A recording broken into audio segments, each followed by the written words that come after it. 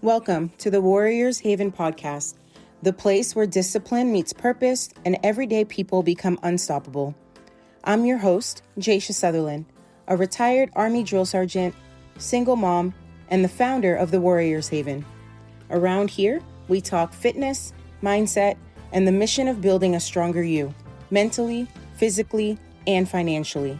Because this isn't just about the gym. It's about life, leadership, and living on your terms.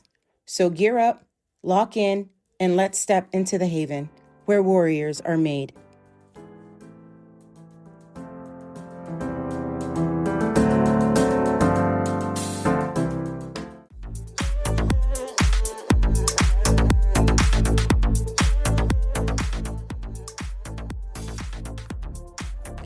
Oh, hi, friend. Can I tell you that there is a price tag attached to the life you keep postponing? And the scary part, you don't get the bill today. You get it later. In your energy, in your health, in your confidence, in the dreams you keep telling yourself you'll chase one day. But here's something nobody tells you. Standing still is not free. It costs you something. Every day. And sometimes the most expensive decision you can make is making no decision at all. Welcome back to the Warriors Haven podcast. I'm Jay, your favorite drill sergeant. Today, we're talking about something that sounds almost too simple. Everything has a cost, even standing still. And before we go any further, I want you to understand what I mean. I'm not telling you that you have to hustle every second of the day. I'm not telling you that rest is bad. Rest is important. Recovery is important. Sleep is important. But there is a huge difference between resting so you can move forward and staying stuck because moving forward feels uncomfortable. Those two things, they look similar from the outside, but inside your body and inside your brain, they are very different. Let's start with something we can actually measure: our bodies. The World Health Organization, or as we also call it, WHO, estimates that about 1.8 billion adults worldwide were not getting enough physical activity in 2022. That's nearly 1 out of every 3 adults. And if current trends continue, the WHO estimates that number could rise to about 35% by 2030. Think about that. Millions and millions of people are not necessarily sick because something suddenly happened to them. They're slowly losing something because of what they're not doing enough of. And this is where I want you to hear me clearly. Your body does not only respond to what you do, it also responds to what you repeatedly don't do. Don't move. Don't challenge your muscles. Don't elevate your heart rate. Don't get outside. Don't walk. Don't practice. Don't create. Don't have the conversation. Don't take the opportunity. Don't start. Eventually, your body and your brain begin to treat that behavior as normal. And that's where this really does get fascinating. There is a researcher I want you to know. His name is Dr. Keith Diaz. Dr. Keith Diaz is an exercise psychologist and a professor of behavioral medicine at Columbia University. His work focuses heavily on something most of us don't think enough about. What happens to the body when we sit for long periods of time? And his research has produced a finding that I absolutely love because it makes health feel less overwhelming. You don't always need a massive workout.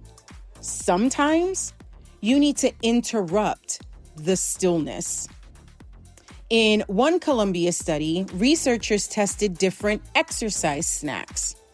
Not an hour at the gym, not a marathon, not some crazy workout, tiny periods of walking.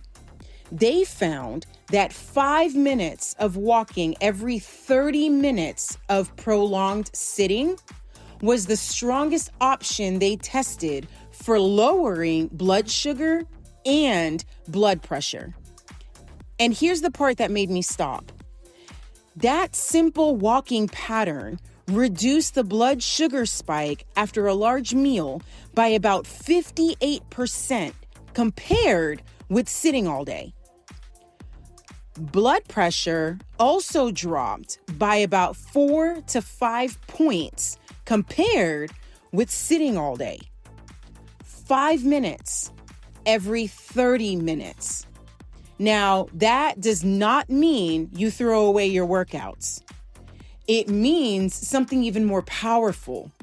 Your workout doesn't erase the rest of your day.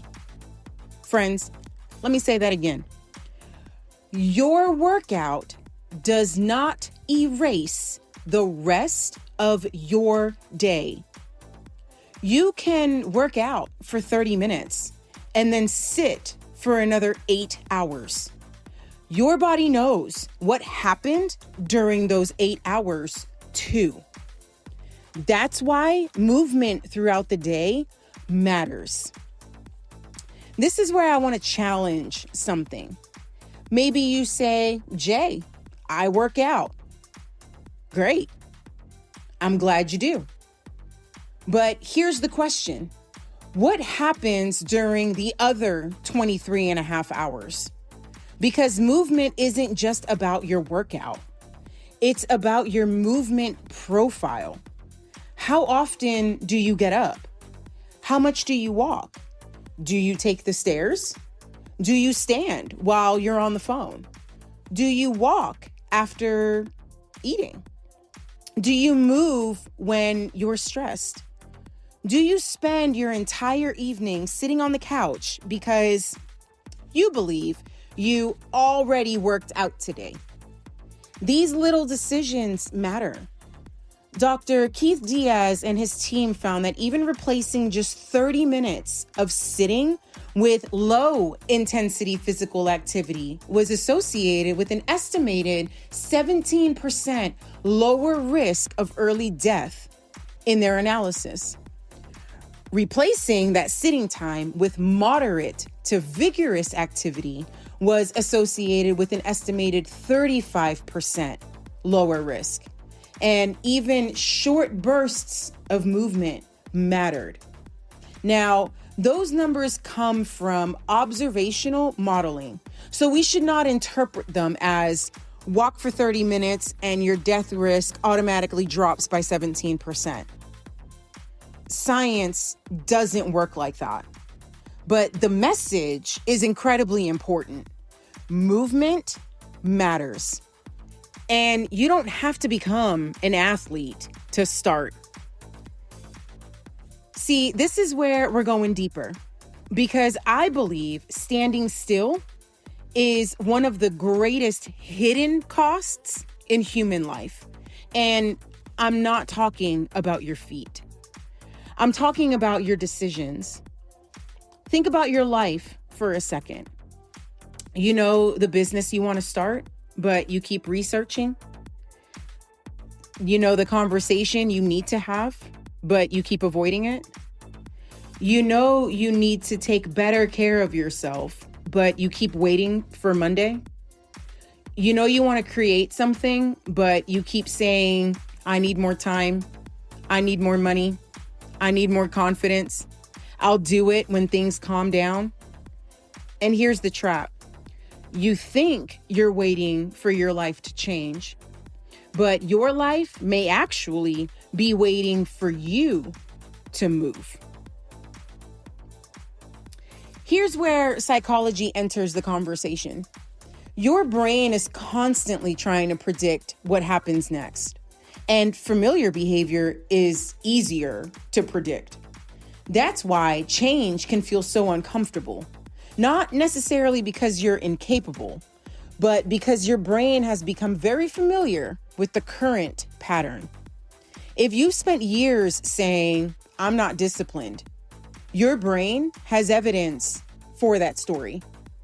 If you've spent years saying, I'm bad with money, your brain has evidence for that story.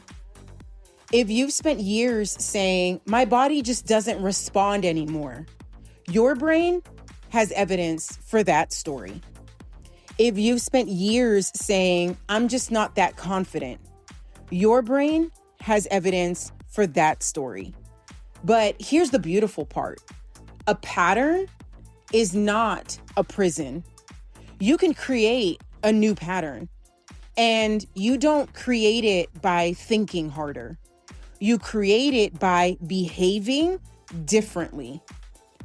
One small action, then another, then another.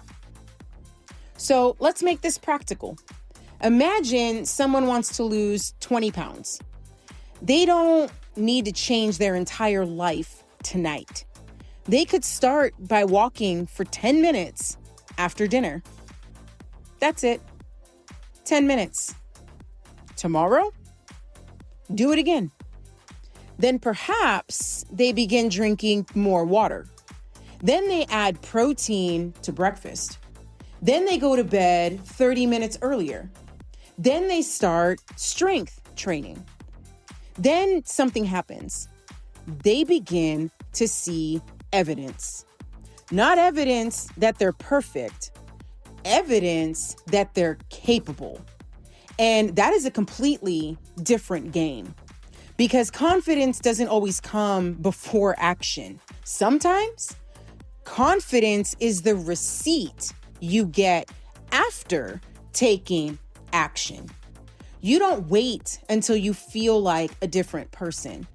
You take one action that gives your brain evidence, maybe I am becoming someone different. So here's what I want you to do today. Not tomorrow, not Monday, today. I want you to identify one place in your life where you've been standing still. Just one. Maybe it's your health. Maybe it's your finances. Maybe it's your business. Maybe it's your relationship. Maybe it's your confidence. Maybe it's your purpose. Don't fix everything. That's the old trap. We think transformation means changing everything at once. It doesn't. Transformation can begin with something incredibly small. Interrupt the pattern. If you've been sitting, stand up. If you've been avoiding the walk, take the walk. If you've been delaying the phone call, make the call. If you've been waiting to start the business, open the document. If you've been waiting to write the first page, write the first sentence. If you've been telling yourself you're not disciplined, keep one promise to yourself today. Because every time you act differently, you create evidence, and evidence changes identity.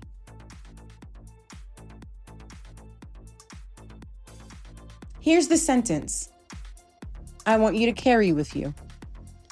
I don't need to change my entire life today. I just need to stop reinforcing the life I don't want. That's the shift. Because everything has a cost. Action has a cost. Change has a cost. Discipline has a cost. Growth has a cost. But standing still has a cost too. And sometimes it's the highest price of all. In the next section of this episode, we're going to go somewhere even deeper, because there's another kind of stillness that can quietly change your life. It's not your body. It's your identity.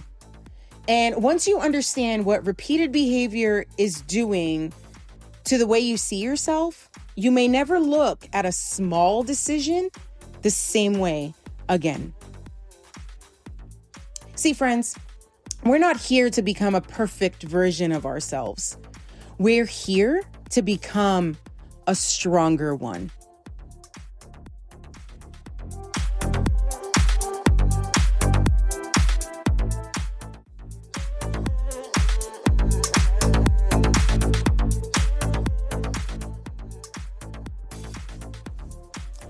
There is a version of you that exists because of every decision you've made. And then there is another version of you that exists because of every decision you've avoided. You are not only building your future with what you do, you're also building it with what you repeatedly refuse to do. That's where this gets uncomfortable, because sometimes I'll do it later is not a neutral decision. Later is a decision. Waiting is a decision. Avoiding is a decision. Staying comfortable is a decision. And every decision sends a message to your brain. This is who we are. Here's something fascinating about your brain. Your brain doesn't just listen to what you say. It watches what you repeatedly do. You can stand in the mirror and say, I am confident. But if you constantly avoid hard conversations, your behavior is telling your brain something different. You can say, I am disciplined. But if you repeatedly break promises to yourself, your behavior is sending another message. You can say, I am healthy. But if you constantly ignore your sleep, your movement, your food, and your stress, your behavior becomes evidence. And your brain loves evidence. This is one reason habits are so powerful. Your brain is constantly learning from repetition. Every time you repeat a behavior, you're making that behavior easier to repeat again. Not because you're weak, because your brain is built to learn patterns. There's a researcher whose name I also want you to remember, Dr. Wendy Wood. She's a psychologist and a researcher who has spent years studying habits and automatic behavior. Her research helps explain something we often get wrong. We think our lives are controlled mostly by big decisions, but a huge part of our day is actually driven by behaviors that become automatic. Things we do without thinking much about them. Where we sit, what we reach for, when we check our phones, when we exercise, when we eat, when we stop, when we start. Our environment and our repeated actions can make certain behaviors almost automatic. And here's why this matters. You don't have to consciously choose your old life every single day. You can simply keep repeating yesterday, and tomorrow starts looking exactly like today. Think about this.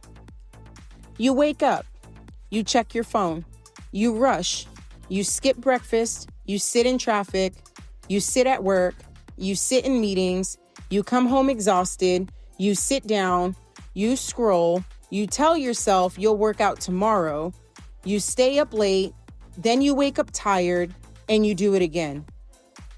Nothing dramatic happened. No huge mistake, no catastrophic decision, just 1,000 tiny decisions. And that's what makes it dangerous, because your life can change without you noticing that it is changing. Now, let's bring the science back into this.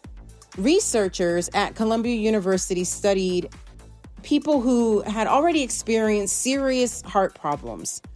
They looked at how much time these people spent sitting still each day. And the finding was striking.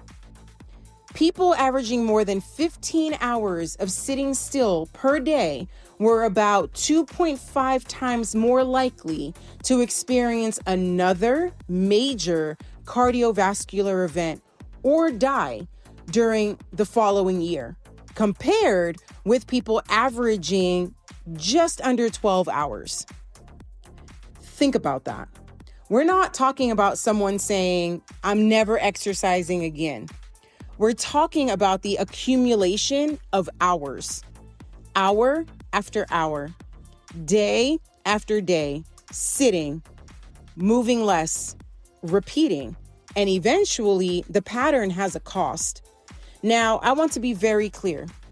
This study does not mean sitting 15 hours causes exactly 2.5 times the risk for every person. It's an observational study, and health is much more complicated than one number. But it gives us a powerful warning. Your repeated daily behavior matters. And here's where I want you to take this beyond physical health, because the same principles show up everywhere. We often think our biggest life changes come from huge moments: the promotion, the divorce, the marriage, the business launch, the championship, the diagnosis, the move. But many of those movements are simply the visible result of hundreds of invisible decisions. That's the part nobody sees. The person who becomes physically strong didn't suddenly wake up strong. They practiced. The entrepreneur didn't suddenly become confident. They made uncomfortable calls. The person who finally gets their finances under control didn't magically become wealthy. They stopped ignoring the numbers. The person who rebuilds their life after failure didn't wake up fearless. They took one step while still afraid, and then another, and then another.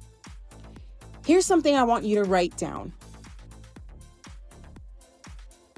Small does not mean insignificant. I'll say it again. Small does not mean insignificant. A 1-minute decision can change a direction. Think about a ship leaving port. If the ship changes its direction by just a few degrees, it can end up hundreds of miles away from where it was originally headed. Your life can work the same way. You don't always need a massive transformation. Sometimes you need a small correction repeated long enough. 10 minutes of walking, 1 glass of water, 1 healthy meal, $10 saved, 1 uncomfortable conversation, 5 minutes working on your dream, 1 page written, 1 application submitted, 1 phone call, 1 boundary, 1 no, 1 yes, 1 promise kept, and then tomorrow, you do it again. Every action has 2 outcomes. There's the result you can see, and there's the person you become while doing it.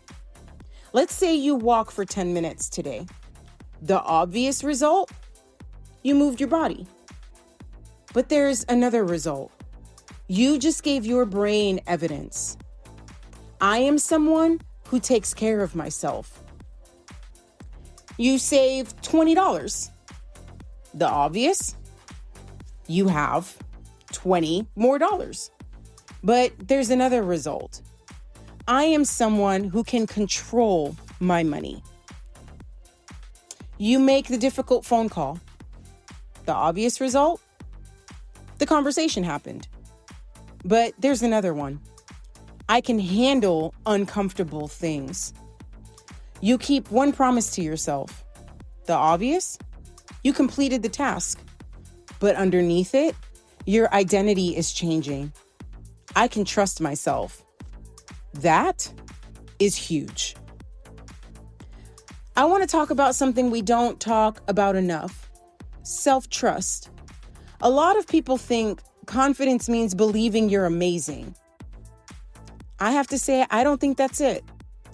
I think confidence often comes from knowing if I say I'm going to do something, I can count on myself to try. Not perfectly, not every time, but consistently enough that you trust yourself. And that changes everything, because when you don't trust yourself, you hesitate, you procrastinate, you negotiate, you overthink, you wait for motivation. But when you trust yourself, you move. You don't need to know every step. You just need to know the next one. Psychologist Dr. Carol Dweck has spent decades studying what she calls mindset. One of the simplest ideas from her work is the way we think about our abilities and how they can influence how we respond to challenges. A fixed mindset says, this is just who I am. A growth mindset says, I can develop. Now, let's make this practical. Instead of, I'm not disciplined, try, I'm learning discipline.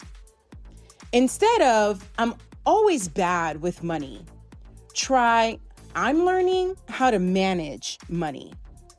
Instead of, I've never been athletic, try, I'm becoming someone who moves. Instead of, I'm terrible at business, try, I'm learning how to build a business. Do you hear the difference? One statement closes the door. The other leaves it open.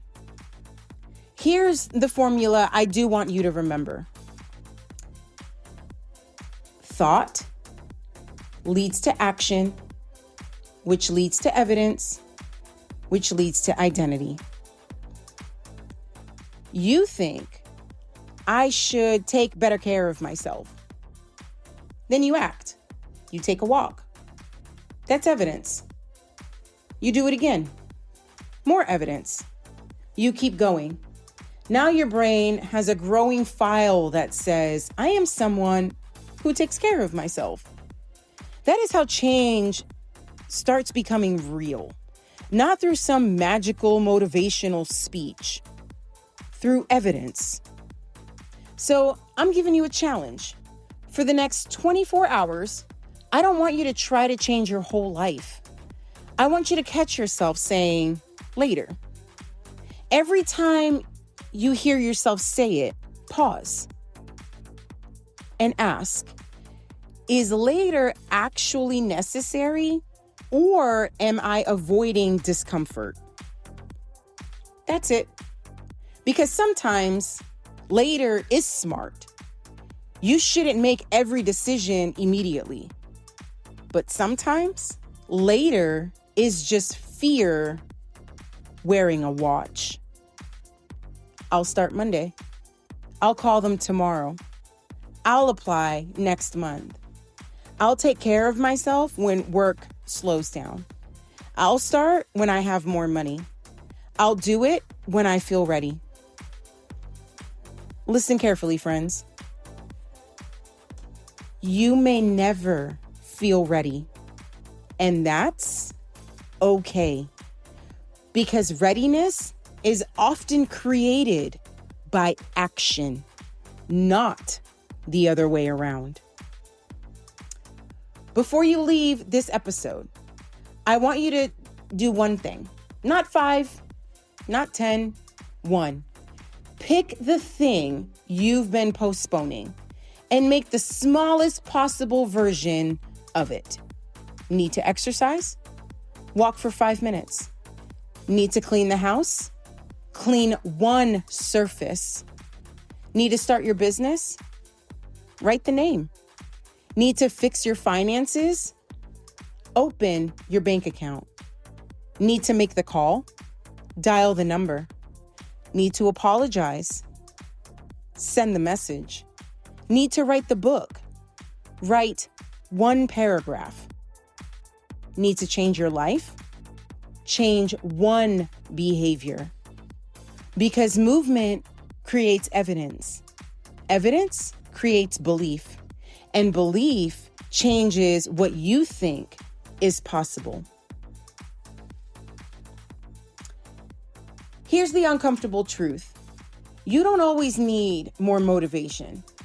Sometimes you need less negotiation with yourself. Because every time you tell yourself, I'll do it later, you are practicing something.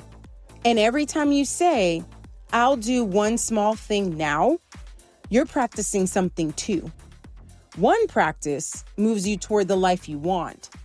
The other keeps you familiar with the life you say you want to leave. And remember, familiar does not mean right. It only means you've practiced it. So today, don't try to become a completely different person. Give yourself one piece of evidence, one action, one promise, one step, because the goal isn't perfection. The goal is to become someone who can look at their own life and say, I can trust me. And in the next segment, we're going to talk about something even more uncomfortable, because sometimes the thing keeping you stuck isn't laziness.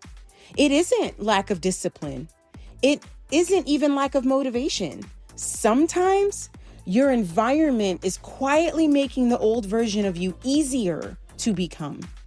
And once you see it, you'll start looking at your phone, your kitchen, your schedule, your friends, your workspace, and even your excuses completely different. Remember, everything has a cost, even standing still.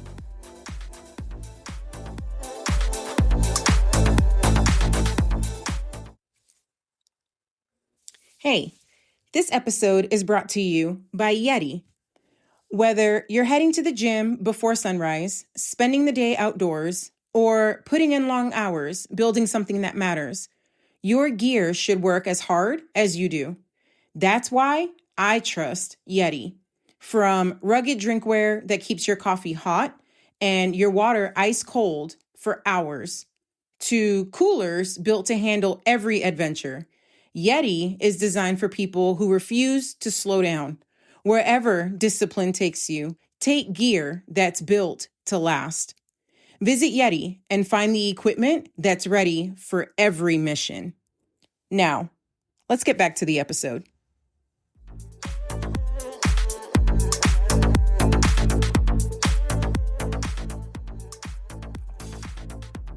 Hey, so just like I said, your environment is making decisions for you before you even realize you're making them. Look around you. Your phone, your kitchen, your car, your bedroom, your workplace, your friends, your calendar, your notifications, your couch, your refrigerator, your neighborhood. Your environment is constantly whispering, do this, eat this, sit here, scroll this, stay comfortable. And sometimes you think you have a discipline problem when really you have an environment problem. See, we've been taught that successful people simply have more willpower. They wake up at 5. They eat perfectly. They never procrastinate. They never get tired. They never want the cookie. They never want to quit. That's a fantasy because you're a human being. And your brain is constantly trying to make life easier. If something is easy to reach, you're more likely to reach for it. If something is visible, you're more likely to notice it. If something is convenient, you're more likely to do it. And if something is difficult, hidden, or requires several steps, you're less likely to do it. That is not weakness. This is human behavior. Do you remember Dr. Wendy Wood, the psychologist and habit researcher we talked about? Her work explains why changing our environment can be so helpful. A habit is not just something happening inside your head. It's often connected to a place, a time, a person, or a situation. Think about it. You get in your car and suddenly you want coffee. You sit on the couch and suddenly you reach for your phone. You walk into the kitchen and suddenly you're looking for a snack. You go into bed and suddenly you're scrolling. The environment can become a cue, and your brain learns. When this happens, we do that. That's why sometimes you can have incredible intentions and still find yourself doing the same thing. Your brain isn't necessarily asking, what is the best decision? It's often asking, what usually happens here? Let's make this painfully simple. You decide, I'm not eating junk this week. Then you buy cookies. You put them on the counter. You walk past them 17 times. You're tired. You're stressed. You're hungry. Now you're standing there having a fight with yourself. Don't eat it. Just one. No. Come on. Fine. And then you blame yourself. But let's rewind. Where did the battle begin? At the grocery store. You didn't need more willpower in your kitchen. You needed a different decision at the store. That's the power of environment design. You don't always win the battle by fighting harder. Sometimes you win by removing the battlefield. Researchers have been studying this for decades. Cornell researchers have shown that environmental cues like portion size can influence how much people actually eat. In one study, people given larger popcorn containers ate more, even when the popcorn wasn't very good.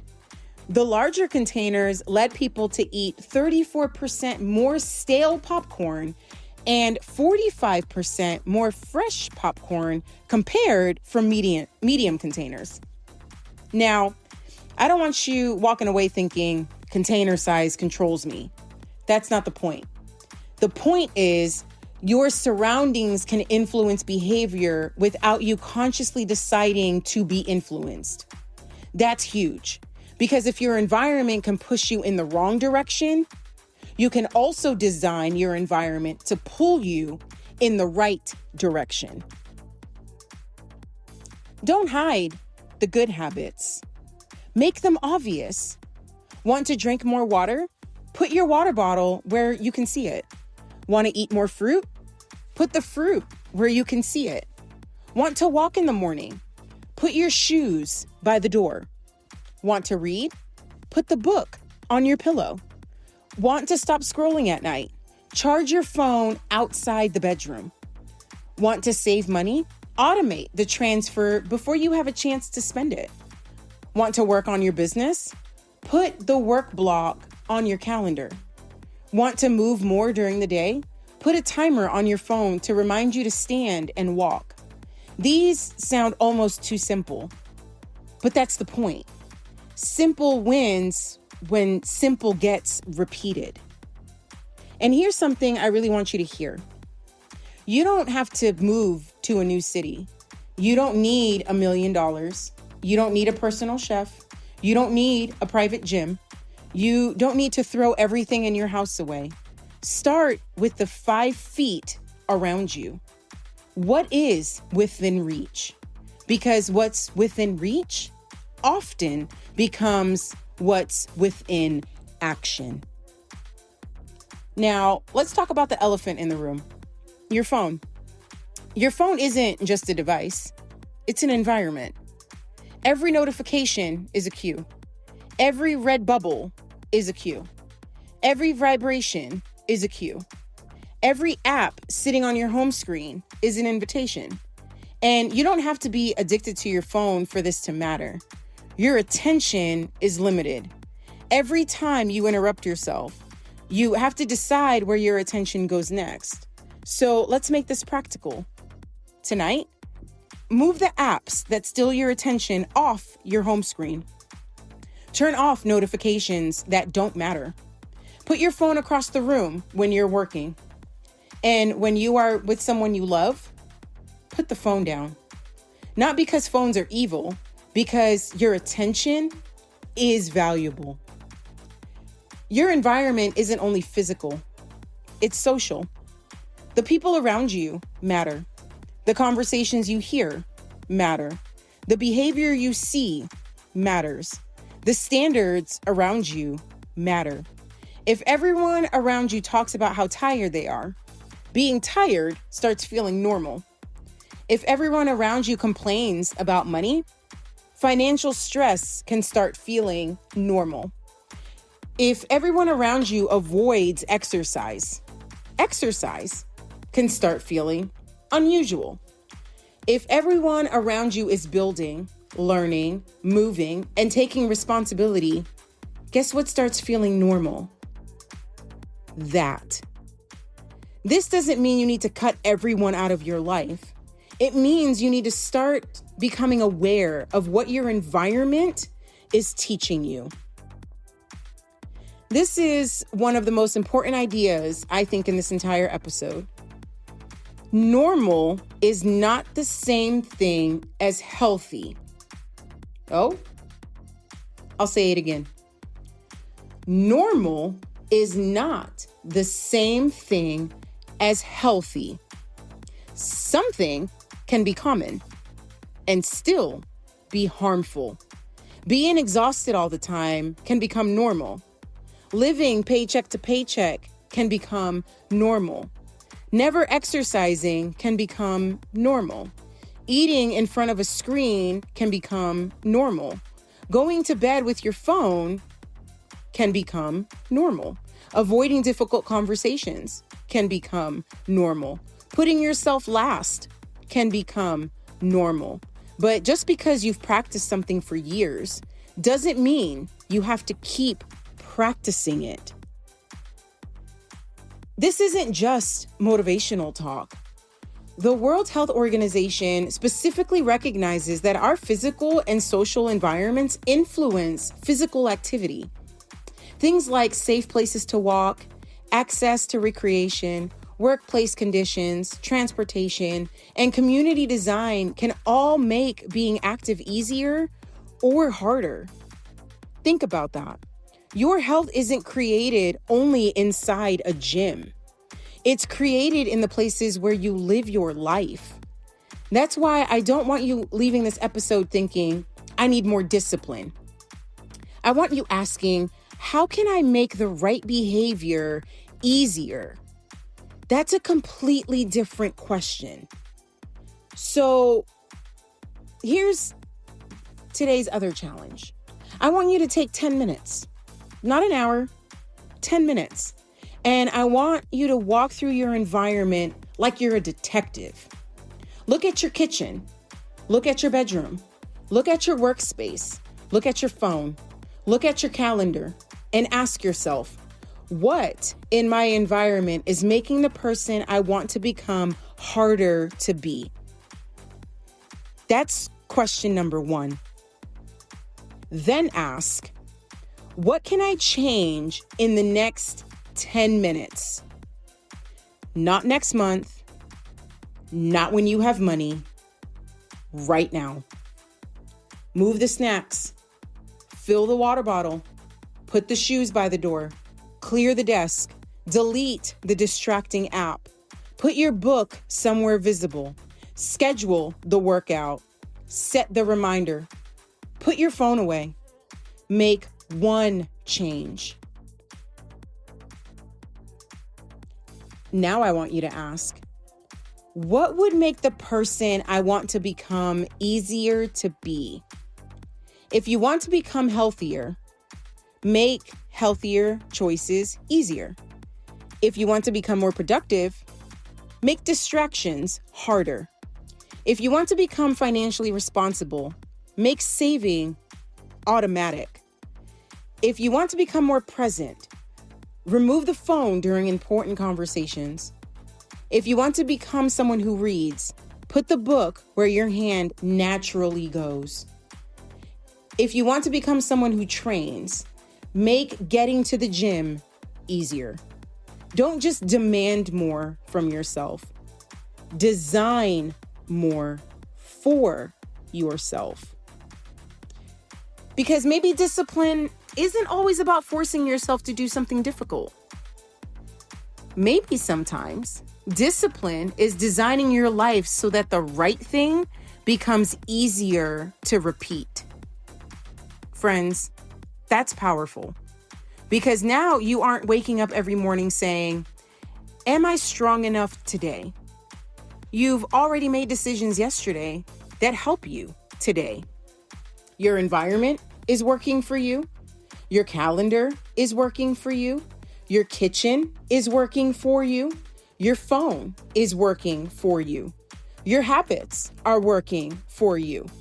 Your people are supporting you. And suddenly, discipline isn't just something you use. It's something you've built. Let's bring this back to our title. Everything has a cost. If you don't move your body, there is a cost. If you constantly delay your dreams, there is a cost. If you keep breaking promises to yourself, there is a cost. If your environment constantly pulls you backwards, there is a cost. And here's the part I want burned into your brain.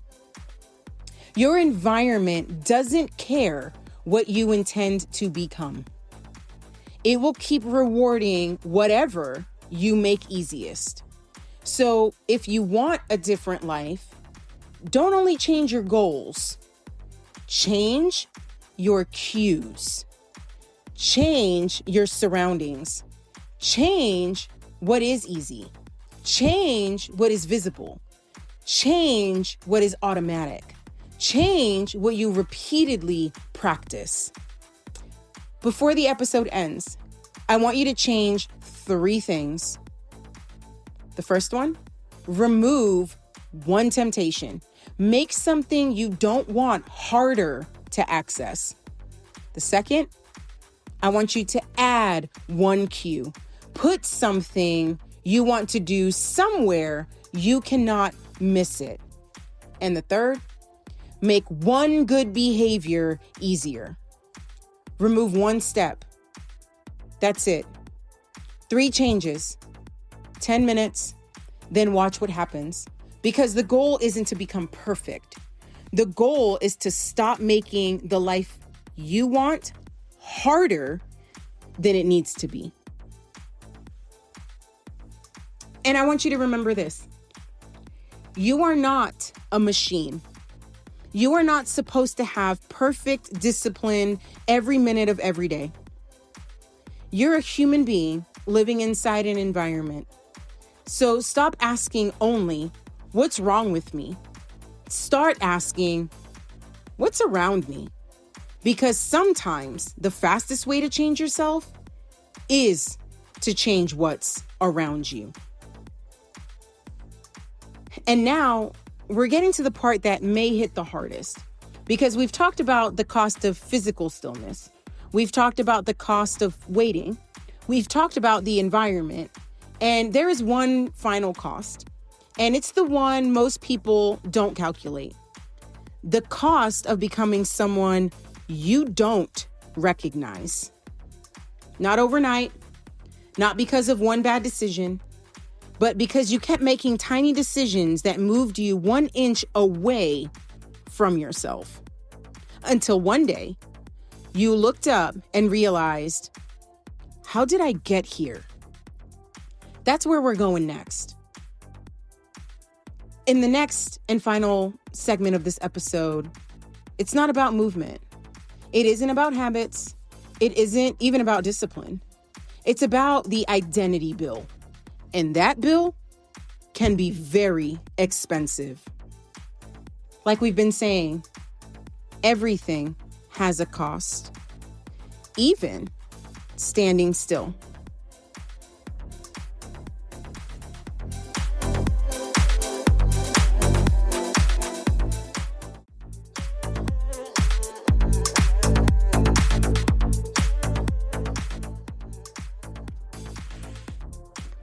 Oh, I'm so happy you're still here with me.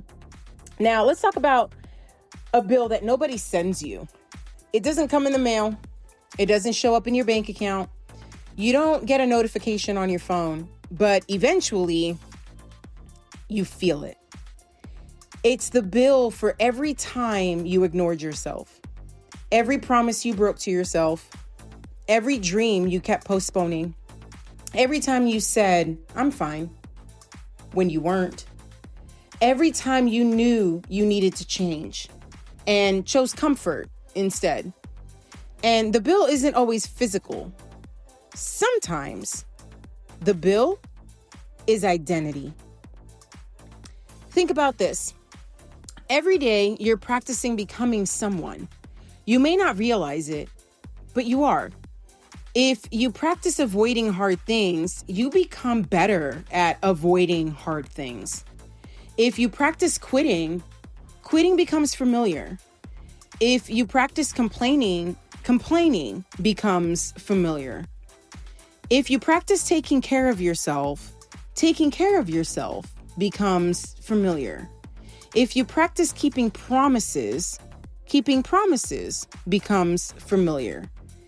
If you practice courage, courage becomes familiar. That's the part I want you to understand. You don't wake up one day and suddenly become who you are. You practice it over and over until it starts to feel like identity. There is a neuroscientist named Dr. Antonio Damasio. His work has helped us understand something incredibly important about the relationship between the brain, the body, emotions, and decision-making. Your brain isn't some separate computer floating above your body. Your experiences, your emotions, your body, and your decisions are deeply connected. And that matters because when you repeatedly experience something, your brain and body learn from it. Your experiences leave information behind. They shape predictions. They shape reactions. They shape what feels familiar. So when you keep telling yourself, "I can't," then you act like you can't. Your brain gets more evidence. But when you tell yourself, "This is hard, but I'm going to take one step," and then you actually take it, you create new evidence. Let's say you've spent the last 5 years telling yourself, "I'm not disciplined." Then today, you make your bed. That doesn't sound life-changing, but it isn't about the bed. It's about the message. You said, "I'm going to do this," and then you did. That's evidence. Tomorrow, you walk for 10 minutes. Evidence. You drink water instead of another soda. Evidence. You put $20 into savings. Evidence. You make the phone call you've been avoiding. Evidence. You finish the workout. Evidence. You turn the phone off and go to bed. Evidence. You keep stacking evidence, and eventually the sentence changes. You stop saying, "I'm trying to become disciplined," and you start saying, "I'm a disciplined person." Not because you said it in the mirror, because you've given yourself proof. There's a reason I keep coming back to identity on the Warriors Haven podcast, because goals tell you where you're going. Identity tells you who is going there. A goal says, "I want to lose 20 pounds. Identity says, "I'm someone who takes care of my body." A goal says, "I want to make more money." Identity says, "I'm someone who manages money responsibly." A goal says, "I want to start a business." Identity says, "I'm someone who creates value and solves problems." A goal says, "I want to become more confident." Identity says, "I'm someone who does hard things even when I'm nervous." Do you hear the difference? The goal is the destination. identity is the driver. This is where I want to challenge you. Be careful with the words, "That's just me," because sometimes that's not who you are. That's who you've practiced being. I've always been bad with money. I'm never consistent. I'm just lazy. I'm not a morning person. I'm terrible at relationships. I don't have discipline. I'm not athletic. I'm not confident. I'm just an anxious person. Listen, you may have struggled with those things. You may still struggle with them. But struggling with something doesn't mean it has to become your identity. Your past can explain you, but it does not have to define you. Maybe you quit before. Okay. What are you practicing now? Maybe you made terrible financial decisions. Okay. What are you learning now? Maybe you stopped taking care of your body. Okay. What's one thing you can do today? Maybe you spent years putting everyone first. Okay. What's one promise you can make to yourself now? You don't need to erase your past. You need to stop using it as your past for permission to keep repeating it. And this is where behavioral science gives us something beautiful. Researchers studying behavior change have repeatedly found that habits become easier when they are specific, repeated, and connected to existing routines or cues. I also anchor. That means you don't have to build your new identity through giant heroic actions. You can attach a small action to something you already do. After I brush my teeth, I stretch for 2 minutes. After I pour my coffee, I drink a glass of water. After lunch, I walk for 5 minutes. After I get paid, I move money into my savings. Before I go to bed, I write down one thing I'm grateful for. Small, specific, repeatable. That's how you stop relying on motivation. Let me say something controversial. Motivation is a terrible employee. It calls in sick. It disappears. It shows up late. It changes its mind. Some mornings you're fired up. Other mornings you don't want to do anything. That's normal. So don't build your life around feeling motivated. Build your life around systems. Build routines. Build cues. Build environments. Build accountability. Build habits. Build identity. Because when motivation disappears, your system can still carry you. I spent years learning discipline in an environment where the mission couldn't depend on how I felt that morning. And that's one of the biggest lessons I've carried into civilian life. You don't always get to feel ready. You don't always feel motivated. You don't always feel confident. Sometimes you simply know this needs to get done. And here's what I've learned. Discipline isn't punishment. Discipline is self-respect in action. It's saying, I care about future me enough to do something today that future me will thank me for. That's discipline. Now, I want you to imagine yourself 1 year from today, same date, same time. But one version of you made small changes. The other version didn't. The first version started walking, started saving, started sleeping better, started setting boundaries, started creating, started learning, started saying no, started saying yes, started keeping promises. The other version kept saying, I'll start later. 1 year passes either way. That's the brutal part. Time charges you whether you use it or not. You can't pause the clock. You can't negotiate with Tuesday. You can't ask tomorrow to wait. And you don't get yesterday back. So if time is going to pass anyway, make it work for you. Now, there are a couple questions I want you to ask yourself. Don't ask, what do I want? Ask something harder. Who do I need to become? Because once you know who you want to become, your decisions get easier. If you want to become someone who is healthy, you know what to do when the choice comes. If you want to become someone who's financially free, you know what to do when payday arrives.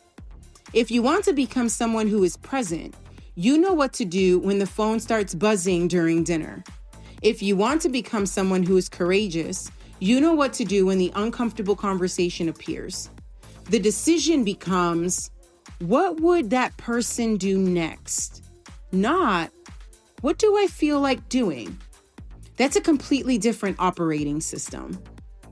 So here's what I want you to do.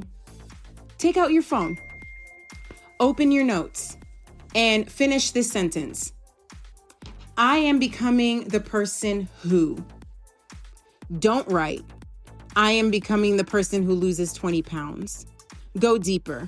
Write, I am the person who keeps promises to myself. Or, I am becoming the person who takes care of my body.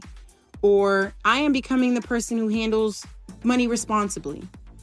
Or, I am becoming the person who stops hiding.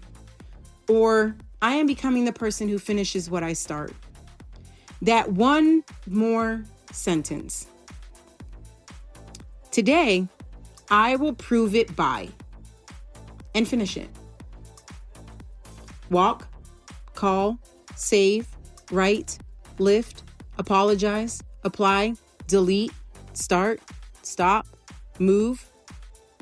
One action. You don't need to prove your entire future today. You only need to prove your next decision. And that decision matters because your future self is built by your present self, piece by piece, choice by choice, rep by rep, day by day. So let's go back to where we started. Everything has a cost. Action has a cost. Discipline has a cost. Growth has a cost. Change has a cost. But standing still has a cost too. And here's the part I want you to remember forever and ever. The cost of action is usually paid in discomfort. The cost of inaction is usually paid in regret. You get to choose which bill you're willing to pay. And one last thing. If you've been stuck, I don't want you to hate yourself for it. Don't turn this episode into another reason to beat yourself up. That's not what we're doing here. We're waking up. We're noticing. We're choosing. We're moving. Because shame doesn't build a better life. Action does. So forgive the version of you who didn't know what you know now.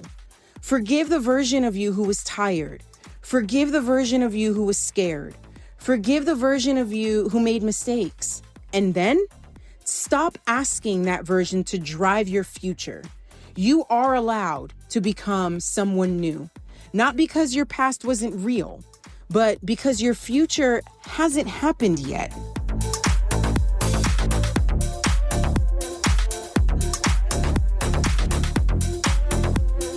And maybe that's the real meaning behind everything has a cost. Your body has a cost. Your time has a cost.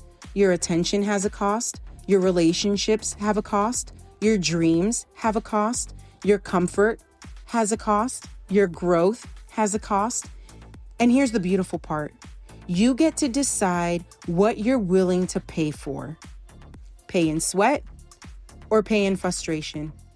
Pay in discipline or pay in regret. Pay in courage or pay in what if. Pay in small actions today or pay for years of standing still. The bill is coming either way. So choose your bill.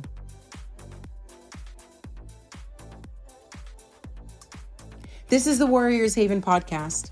And if this episode did anything for you, don't just listen to it. Use it. Before you scroll, before you go to bed, before you move on to the next episode, do the one thing you've been postponing. Make the call, take the walk, drink the water, open the account, write the first sentence, have the conversation, set the boundary, put the phone down, start the thing. Because your life doesn't change when you finally feel ready. It changes when you finally move. And today, you don't need to move a mountain. You just need to move yourself. One decision, one action, one promise, one step, and then tomorrow, another. Because this is how you rebuild a life. This is how you rebuild confidence. This is how you rebuild discipline. This is how you rebuild identity. And that is how you build your haven. Friends, this was such a fun episode. I hope you enjoyed it just as much as I did. I want you to stay strong, stay disciplined, and as always, stay ready. I'll see you in the next episode. Oh, and don't stand still.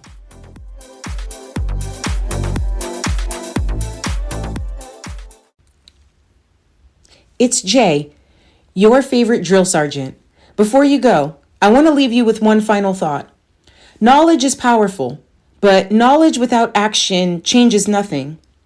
If today's conversation helped you better understand how your brain works and gave you hope that real change is possible, then I'd love to invite you to take the next steps with us inside the Warriors Haven Inner Circle on School. It's a community built for people who are ready to stop living on autopilot and start building a life rooted in discipline, resilience, and intentional growth. Every week, you'll find practical coaching, mindset training, neuroscience-backed strategies, accountability, and a community of people committed to becoming stronger together. One decision at a time. Again, you can find the Warriors Haven Inner Circle on school.com. That's SKOOL.com. And if this episode resonated with you, I'm excited to share that my first book, The Warriors Haven Edge, is scheduled to release later this year. It's everything I've learned from the military, neuroscience, leadership, and coaching, combined into a practical framework to help you rebuild your identity, reclaim your energy, and create lasting change from the inside out.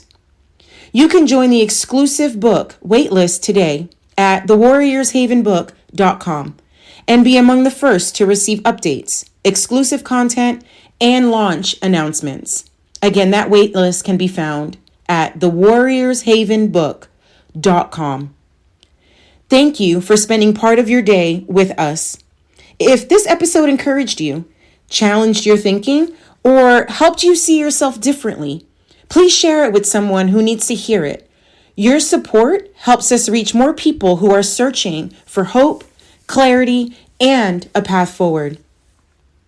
Until next time, stay disciplined, stay curious, and never settle for the person you were yesterday. Your next chapter starts with the decision you make today. Until next time, stay strong, stay focused, stay ready. I'll catch you on the next episode.